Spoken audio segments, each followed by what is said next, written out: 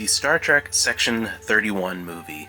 A movie that I genuinely do not feel it is worth the time and effort to go through and analyze every little bit. I guarantee with the reception it's getting, there's going to be countless reviews and videos doing just that. I really just wanted to kind of give my opinion of the experience and some of the uniqueness of that experience. Section 31, while the previews did not look promising, I still really was looking forward to checking it out because a preview does not always indicate the quality of the actual thing. Some things have amazing previews and then the movie is terrible, and sometimes it's the other way around. So maybe it would be a sleeper hit, a surprise. And it had a lot of elements that could be interesting. First, having the movie helmed by Michelle Yeoh, playing Philippa Georgiou again. Michelle Yeoh is someone who I grew up watching a lot of her Hong Kong movies from the 80s and 90s, and then moving on things like Crouching Tiger, Hidden Dragon. So someone I always really liked and genuinely thought that having her as the star would be a great plus. Then taking Section 31, which I feel has been overused and not quite utilized correctly in modern Trek, is still a concept that has so much potential because it was used very well in Deep Space Nine. It's been used well in novels over the years. It's still a subject that, even though I feel like it should be laid to rest for a while, it has potential if you do it right. Maybe this would be a surprise.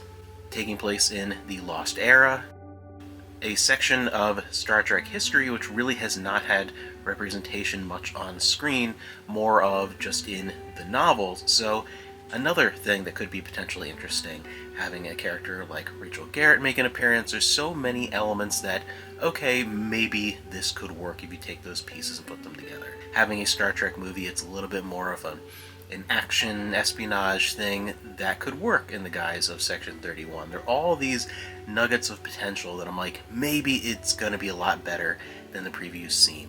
Somehow, it was worse. Normally, when I come across something related to Star Trek that I dislike, I mean, you follow my channel, you know that I always try and sway to the positive. So normally when I come across something that I genuinely dislike that's related to Star Trek, which does not happen very often, I can at least understand how someone with a different perspective might come away with a more positive experience. I didn't like it, but maybe it's just not for me. But this, out of all the multitudes of episodes and movies and books and games and everything Star Trek, is really only the second time when I have encountered something Star Trek which I cannot find that perspective. It invokes in me such a vehement disdain that I truly cannot comprehend how anyone with a modicum of their mental faculties intact could come away from this disaster with anything more than like a minuscule, passing, forgettable moment of mindless entertainment, akin to something like a no-name, obscure action schlock relegated to 1 a.m. on a minor 90s cable TV channel. That's really what I came away with. It's something that felt so foreign to anything related to Star Trek that I know it wasn't this, but this is what it felt. It felt like a generic straight to red box or like late night sci-fi channel in the 90s. Terrible, poorly structured, terribly written, awkwardly paced, poorly lit and shot, just all around somehow magically bad in every possibility sci-fi action movie that was rewritten to have some Star Trek elements thrown in. And I know it wasn't that, but that almost makes it worse because that was the feeling that I came away with, to be that bad. And modern Star Trek, it can get a lot wrong, but it also gets more right than it's typically given credit for. And I'll typically try and find the more positive angle of a lot of that stuff. But Section 31, this movie, somehow manages to encapsulate all that bad without any of the good. The movie is shamefully horrible and best forgotten. It's the only time I've ever seen Michelle Yeoh in something where I genuinely did not like her. Or not, and that's really a strong statement for me to talk about the poor quality of the writing and just the disappointment with the chances to show a legacy character like Rachel Garrett, a section, a time frame of Star Trek we don't see a whole lot of. Try something a little bit different with Star Trek and make it work. The disappointment to see none of that come to fruition with this. It was all around bad. And there's going to be a comment I always have to address. The number one thing that I hate the most is when you dislike something that is new or different, and an immediate reaction from someone is, oh, you just dislike it because it's different. You dislike change. And that is the most lazy, dismissive assumption that anyone could have. I hate it so much. It really, really rubs me the wrong way. Because change is neither good or bad. It simply is. It just change. Change can be good, change can be bad. Change by it's just something being different does not automatically make it good or bad. Sometimes Star Trek takes a chance and does something different, and we get Deep Space Nine, my favorite iteration of the entire franchise. So change can be good, but change can also be horrible, and Section 31 is a prime example of that.